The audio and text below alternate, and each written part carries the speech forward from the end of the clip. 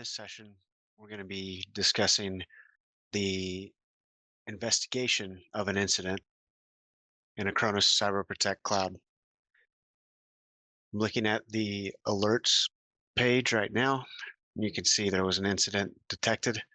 I can click right here in this blue button that says investigate the incident. You can see the system, and the trigger. It's not mitigated.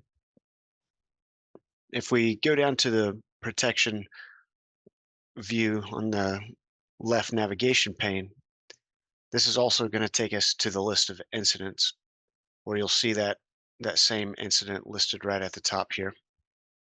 So if I select it from here, I'll have that same investigation option. We'll go ahead and click in here. This is going to take us to a map of that attack with the target system at the top left and the attack flow, and how it propagated throughout the system. At the top, you can see a summary of the incident. It's not mitigated. Severity is high. It's currently in investigating state. We could change that if we wanted to. We could also change the status from not mitigated to mitigated. Positivity is 10 out of 10.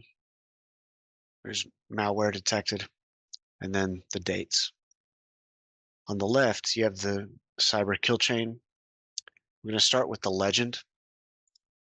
This is going to show you a couple of different nodes that you'll see within this attack graph, such as the workload, processes, files. You can see any of the files or processes that were involved, or suspicious activity, or malicious, along with the incident trigger, which we can see right here is the cmd.exe. And we can also hide any of these that we don't want to see. So if I wanted to just hide the malicious items, you can see that those went away. Below the legend, let's collapse that. We have the attack summary. This is going to ingest that entire attack and have a generative AI output a storyline of the attack. So the attack techniques and tools that were used, the attacker used these such files, utilized processes, PowerShell, cmd.exe, potential motivations behind the attack, vulnerabilities exploited, etc. So it can help reduce the time of investigation by having a human readable storyline to walk through. Below the attack summary are the attack stages, starting with the execution, moving on down to defense evasion, and establishing persistence on the system. And each of these techniques are aligned with the MITRE ATT&CK framework. So for instance, if I wanted to learn more about persistence, if I click this, you'll notice it opens a new tab in the browser where I can read through this particular tactic or technique and see how it applies here. I believe in this one, it's actually using the bits jobs. So we'll close out of that and take a look. Yep, as you can see, it's abusing bits right there. Let's go ahead and take a look at some of these items within the attack graph. So I'll move over to this initiation. And you can see on the right-hand side, it opens a panel with an overview where the verdict is suspicious. And we could see the actual what the script was doing here. So cmd.exe attempts to delete all the shadow copies in VSS. So this is something that ransomware will typically do. And if we look at the VSS admin, you can see a little bit more details there. We also have response actions that we can take let me go ahead and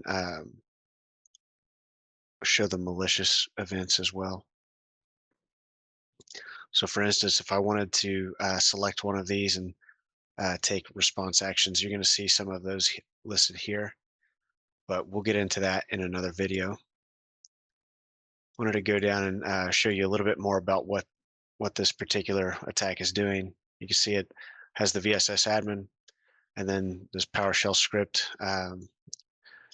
It calls out to a couple other things. It looks inside Chrome, trying to pull passwords from there. I think it's pulling some tools down from GitHub.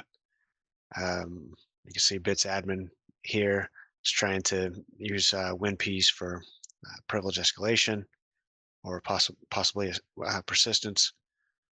Um, then using secure delete to clean up after itself, and setting up a scheduled task to run a certain open Chrome and open a certain URL. So there's a couple of different things to look through whenever you're performing the investigation, but you're going to have a nice graph to look through on how this attack flowed through the system, as well as uh, the legend that you can show and hide certain nodes within that attack to make it a little more easily digestible with the storyline to follow to help clarify your understanding of the attack and motivations behind it, along with the attack stages.